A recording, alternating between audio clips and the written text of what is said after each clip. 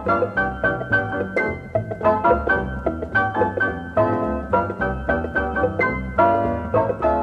and welcome to the State of Shakespeare. I'm Garrett Vandermeer. And I'm Jim Elliott. And today we're especially delighted to be joined by Scott Kaiser. Hello, Scott Kaiser.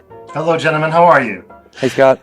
Very good. It's good to see you again. It's great to be back on. Our longtime and loyal listeners may remember that we had Scott on the program 5 years ago. Over 5 years ago now. And Scott is, in fact, our very first repeat interviewee. Scott is a nationally recognized master teacher of acting and voice, as well as a director, playwright, and author. For 28 seasons, Scott served as a member of the artistic staff at the Oregon Shakespeare Festival in Ashland, where he directed, adapted, coached, or performed in all 38 of Shakespeare's plays, which is very impressive, by the way, the entire canon. The entire canon, and many of them more than once. The comedies, of course, I've done 3, 4, 5, countless times. Yeah. But 28 years at Ashland, they must not have been able to figure out a way of getting rid of you. So. It was a long run, and I was very happy to be there for really the lion's share of my career. You're also quite a prolific author. You are the author of more than a dozen books on Shakespeare, including Albert's Adventures in Willy World, which is soon to be released or just recently released. It's out. It's definitely out and available. And in addition to Albert's Adventures in Willy World, which we will talk about in a moment, The Tao of Shakespeare, Shakespeare's Wordcraft, and Mastering Shakespeare, an acting class in 7 scenes, as well as many others. He's also penned several original plays, including Falstaff in Love, Love's Labour's Won, and Shakespeare's Other Women, a new anthology of monologues. That is quite a creative output, Scott Kaiser. Yes. Writing's a bit of an obsession with me. I do it every day, and it just sort of keeps me stable and creative, especially now during the pandemic. I've been writing a lot because there's so much time. Well, Let me throw a wrench in the works and just ask you about something completely out of order. But as a teacher who's always looking for great monologues, especially classical monologues for women, tell me about Shakespeare's Other Women, a new anthology of monologues. Well, that's exactly why I wrote that play, because, as a teacher, so often young women would come to me and say, well, what's a good monologue that they've never heard before for an audition that they don't know? And of course, the answer is, well, there's very few monologues in Shakespeare for women and they're all done. They're all overdone. So in response to that complaint from young women, I set out to write monologues from the periphery of the canon, characters that you hear about but don't see, or characters that are secondary but don't have a big speech, characters from mythology, characters from history. So I wrote 36 separate speeches. Most of them are in verse, and they all adhere very strictly to Shakespeare's vocabulary. It all comes from his canon. I used his rhetoric, and of course I used his meter for that project. And then I framed them with a device, which is Hemmings and Kundell are finishing up the first folio in 1623. And just before they go to the pub to celebrate, there's this box of scraps. And they open it up and take a look at it. And it turns out that it's all the female monologues that got cut out of the first folio. I love that. So they don't know what to do with those speeches. So they go through them and it's like, oh, do you remember this one? Or why did he cut that? And oh, well, it was getting too long. Or every single speech is prefaced with Hemmings and Kundell talking about the play it's from. And have you heard from any actors who have used these monologues with success in auditions? The thing I mainly hear from young women is it okay to do this if they ask for a Shakespeare monologue? And what I've said is, if they ask for a classical monologue, then probably you can, because these are all classical characters and they are in verse and they're all of period. If they specifically ask for a Shakespeare monologue, maybe not. Although I have heard from young women who have done them and they're like, where did you find that? What is that? Right. So that's why the subtitle is a new anthology of monologues, because it doubles as both a play and a monologue book. And I wanted the title to reflect that. Some people find that confusing, but I wanted to make sure that the title somehow reflected that it has two purposes. And Right. And so that's why that's that way. Well, they could preface it by simply saying, "Would you care for a monologue by Shakespeare, Marlowe, or Kaiser?" And and then they could just launch into it. And So the last time we talked to you, you had just finished the Tao of Shakespeare, and we talked a lot about Shakespeare's wordplay. And your most current one is Albert's Adventures in Willy World. What's it about? Well, it's a satire on the Shakespeare industry. And when I write out Shakespeare industry, I always capitalize that because I really do believe that it is an industry. Inspired by my 28 seasons at OSF. It's not a tell-all, but it is very much inspired by the people I met and situations I was in, and just sort of the general absurdity of a lifetime working on Shakespeare with other creative souls. And those of us who have worked in Shakespeare festivals will immediately recognize those types. Are they archetypes, or are they based on certain well-known? Well, there are fight directors and vocal coaches and development directors taking care of wealthy patrons, and all the assistants and assistants that he encounters along the way, because anybody who's actually in charge is on the road, on tour, at a conference. So Albert rarely meets anybody who has any authority ever, because they're all out on the road somewhere. Right. So that's part of the fun of it. So all of the people you would generally meet, actors, of course, dramaturgs, of course, Albert meets along the way. And being a non-theater person and a non-Shakespeare person, he doesn't always understand what he's being told by these folks. So that's part of the fun. It really is, his unfamiliarity with the world is a way of showing how bizarre some of the things we do really are. do you have an excerpt to share with us? Should I just launch in? Is that best, or should I give a preface? What's best? Well, yeah, you should give us some background. Well, at the moment, Detective Albert Lewis is in the translation room because he found a clue somewhere, and he needed to have that clue translated. So he's brought that clue to the translation room, where they're working on various translations of Shakespeare into Dothraki and and Navi, and into various foreign languages. Klingon is another language that Shakespeare is being translated into. So the head of the translation department has brought Albert to a translator, and this is the dialogue that ensues. What's he working on? Oh, he's translating Shakespeare into English. English? But that's odd. I mean, aren't the plays already written in English? Oh, yes, of course, but not plain English. English that anybody can understand. I'm not sure I follow you. Well, Dave's a bit of a genius at this. Let's ask for his help, shall we? Max tapped Dave on the shoulder, saying, Dave, can we interrupt you for a minute? Dave took his earbuds out of his ears and looked up. This is Detective Lewis, Dave. He's investigating the death of the director. He'd like to hear a few translations into plain English, if you don't mind. Not at all, said Dave enthusiastically. What would you like me to translate? Let's see, said Max, stroking his chin. How about another line from Hamlet, like, the lady doth protest too much, methinks? Easy, said Dave. In plain English, that would be, man, that bitch just won't stop complaining. See how much clearer that is, Max said to Albert. Wow, yes, replied Albert. I can certainly hear the difference. Oh, good, said Max with pleasure. Let's do another one.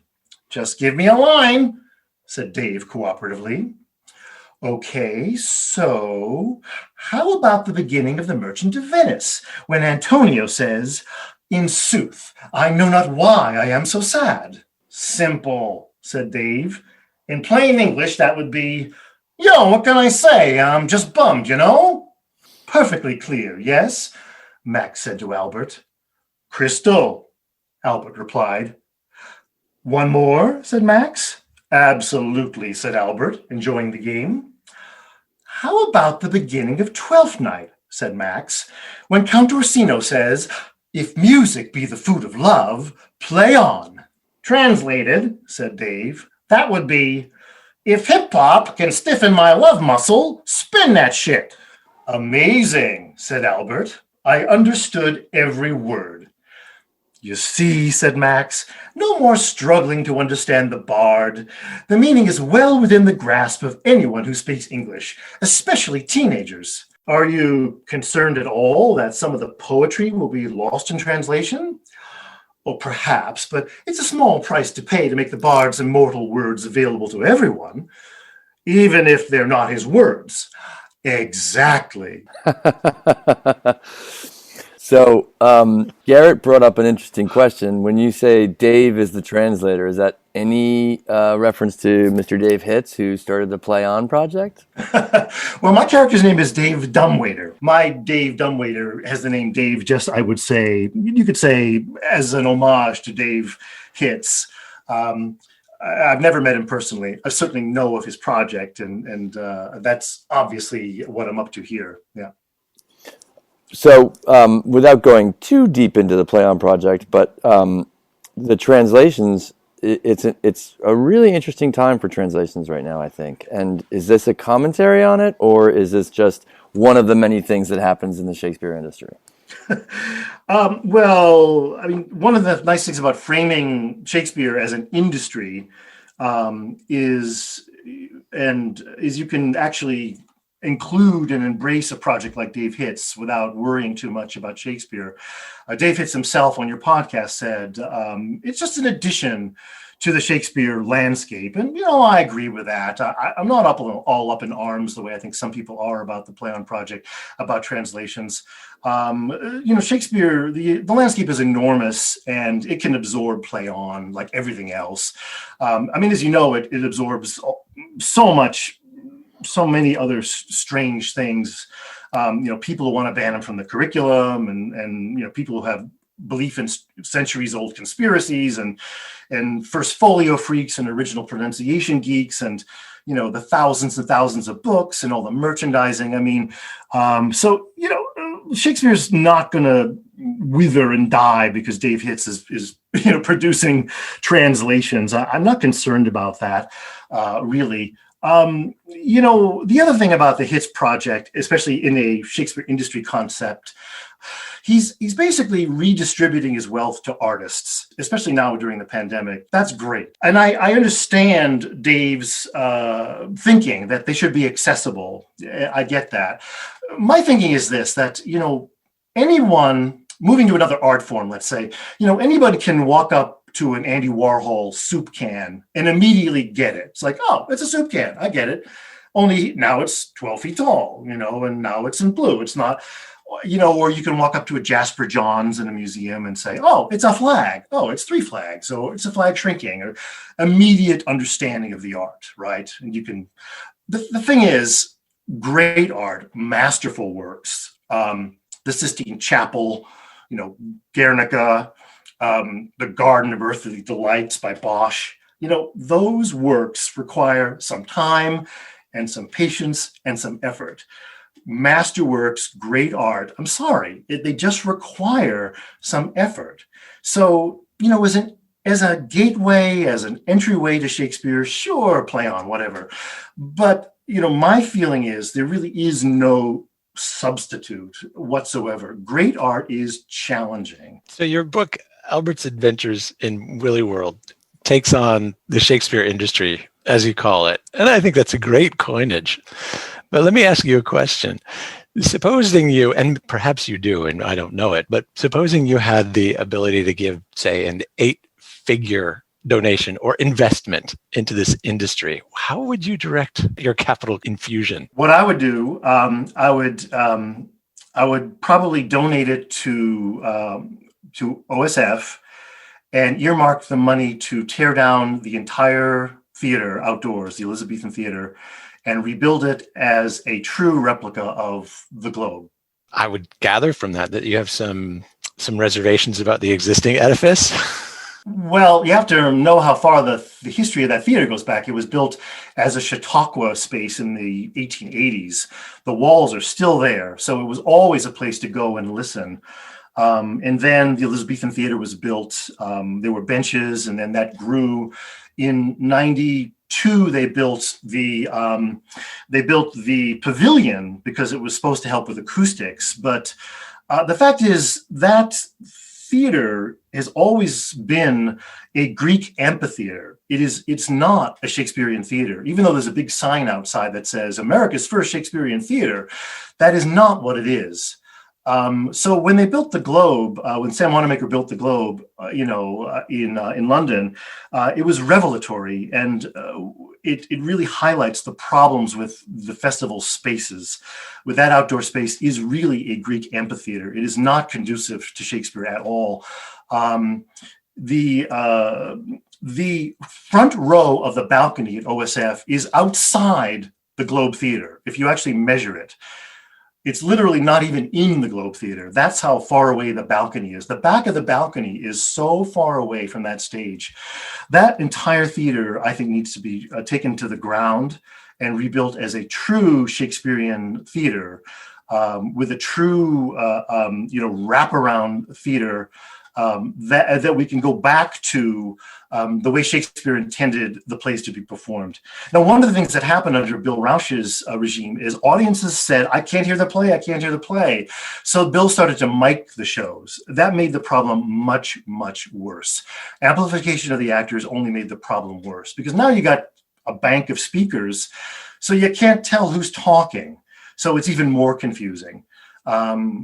And the other thing that happened is it enabled the festival to hire actors with a less experience outside, so they didn't have the vocal chops or the vocal training. And so, in my mind, the ability to hear and understand the plays went down with miking and with less experienced actors. The way to fix that is to tear the thing down and to build a theater where you can truly hear and understand the play. And because everybody is close and it's surrounded. And if you've ever been to the Wanamaker space, you know just how wonderful the experience is there.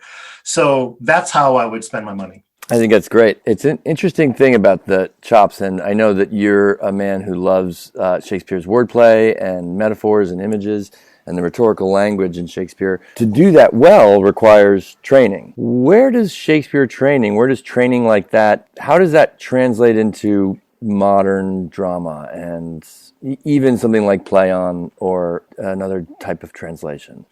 Oh, wow, that's such a wonderful and layered and complex question. The thing is, I've been around long enough to know how training has changed. I mean, when I was in training, the fundamental work that we got was Shakespeare, that Shakespeare was the skill. And our master teacher always talked about, if you can master Shakespeare, then you can do Ibsen, you could do Chekhov, you can do the Tire commercial, you can do the Wendy Wasserstein, you can do anything, because you have the vocal, physical chops to make very challenging language clear to an audience. So it was the foundation of everything we did, like lifting weights. If you can lift the heavy weights, then the little weights are easy. And that was the way training was arranged. And going all the way back to Juilliard and John Houseman and Michel Saint-Denis. If you look at that book written by Michel Saint-Denis that Juilliard's training is based on, that you see that the classics were the foundation for everything, and it enabled you to do movies, television, radio, TV commercials, everything. That is completely, in my 3-4 decades, completely turned upside down. Now we're training mostly for television and film, for camera work. And Shakespeare now is down at the level of special skills, on a resume. And I know this because I auditioned thousands of actors during my 10 years of director of company development at the festival. And maybe I had a class written Shakespeare, or maybe we did one Shakespeare where we were in training. It's harder and harder to find actors who are steeped in it the way you could in the 70s and 80s. Actors just aren't steeped in it the way they used to be. And frankly, now with the current political climate, with so much of the pushback that training programs are getting now and regional theaters are getting now, I think Shakespeare and the Western, European classics are going to be pushed further and further into the background. And that means I think there'll be less Shakespeare training in training programs, far less Shakespeare. I'm already beginning to see it. You can see it on Facebook every single day, the pushback, why do we have to learn this? I've certainly heard from colleagues who are teaching in training programs, the tremendous amount of pushback. We simply don't want this in the curriculum. We simply don't want it there. We're not gonna be cast in these roles. Why are we spending time learning this stuff? The question is, where does Shakespeare stand right now in training and in regional theater? And I think he's very much being reevaluated and diminished right now. He may or may not come back. We'll have to see. I think he's probably going to come back. I mean, I think he's weathered the storm for 400 years, and my guess is that his plays are timeless. But who knows? I mean, it's true. It's an interesting time for Shakespeare and Shakespeare training. Scott, there's a slight correlation between translation and adaptation, and you have adapted a lot of Shakespeare's works. We actually covered Love's Labour's Won in our first interview, but you also have Falstaff and Love, Shakespeare's Other Women, which we just talked about, as well as Have Shakespeare Will Travel, Henry and Margaret, and also Talbot and Joan. So is there a difference between what you're doing with the adaptations and what translation might do?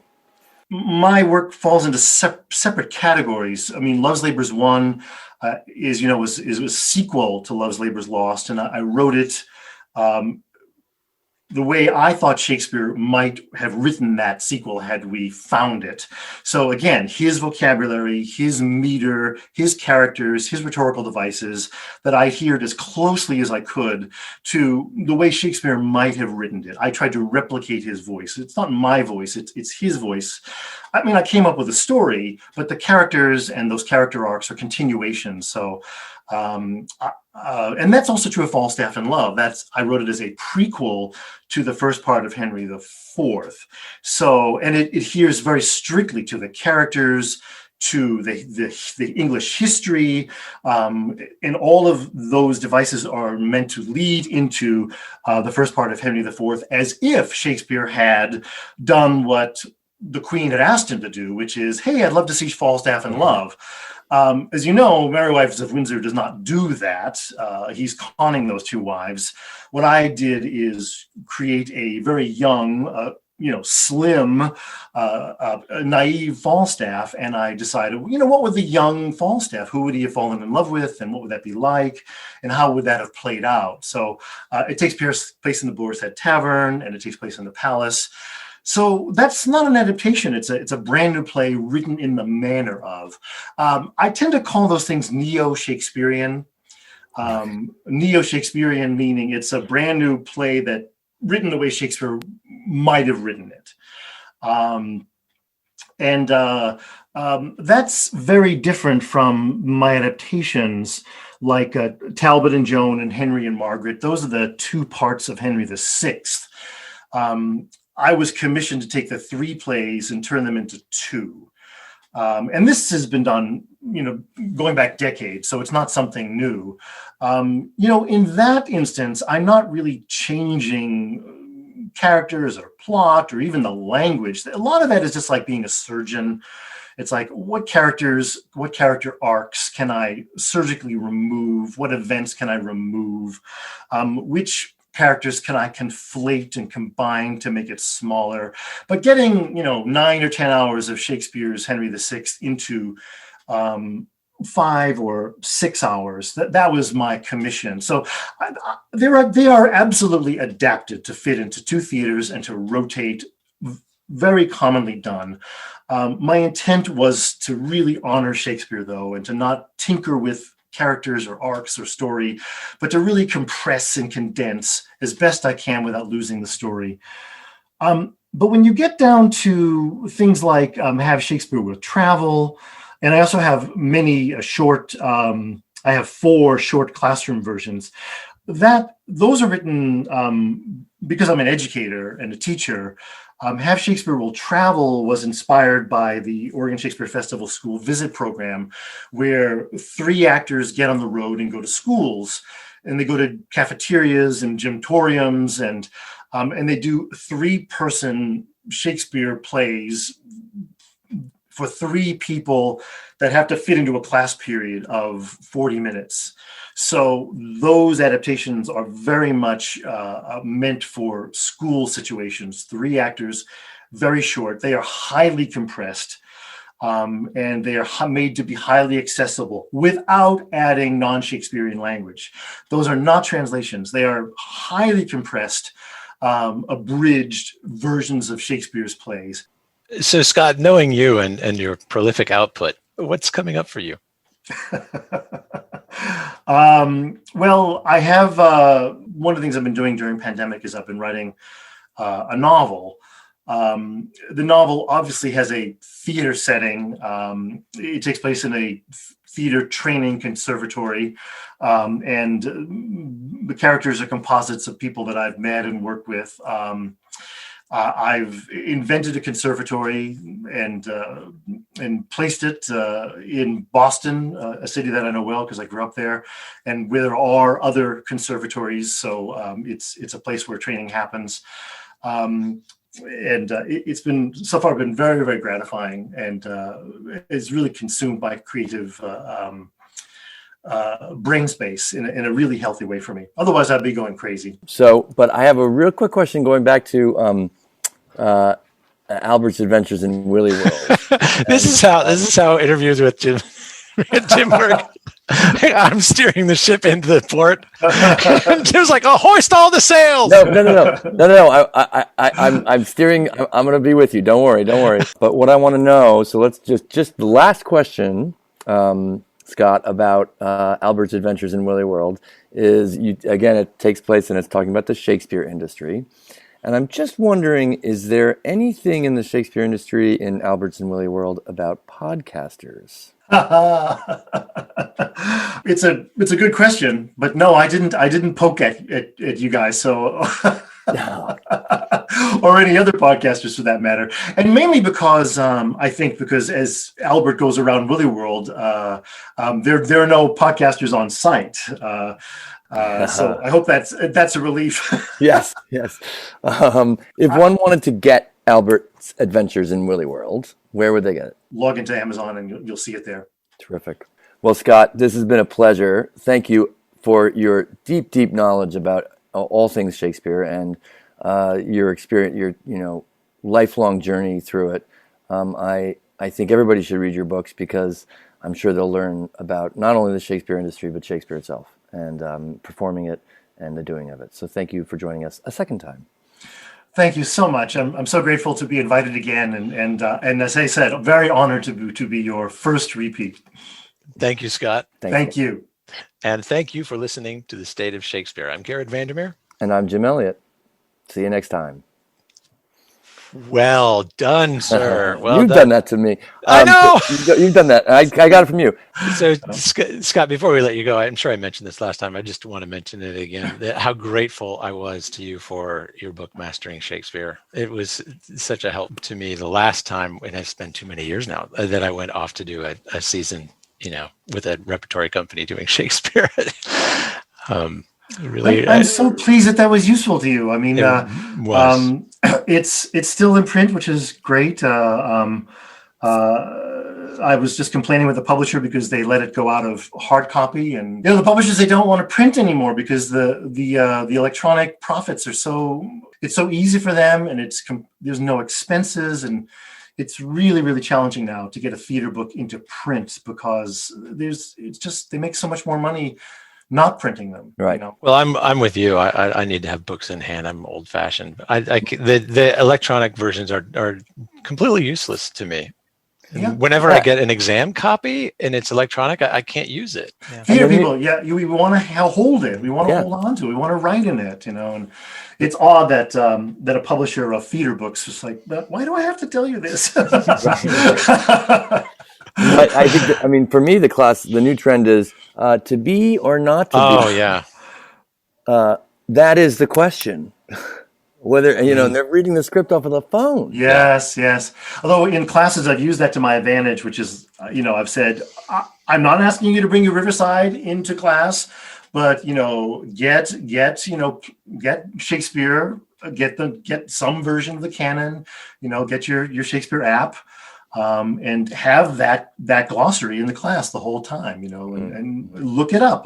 So there's an upside to having those apps in a classroom, which is I can say, so where's that quote from, or who said that, or who else uses that word? You can actually use it as a tool, and they'll whip out their phones and, and we'll make a race of it, who got to it first, kind of to hone their skills. So I've slowly found an upside to having the Shakespeare apps in classrooms. Love that. I'll use it. I'm stealing it. They're not going to haul the Riverside and, like I did when I was 19. That's right. That's right. All 30 pounds of it, Yeah. Oh, well, this has been a delight. So much. Thank you, Scott. It's such a pleasure talking to you. Thank you so much. What a treat. Yeah. All right. Good to see you. Good to see you too, Jim. Take care, both. Yeah. Bye. Garrett. Yeah. I'm sorry to divert the end of What a great question. I know, but I had to ask it. Yeah, of course you had to ask that question. Yeah, great. All right. Well, you have a fantastic weekend. Thanks.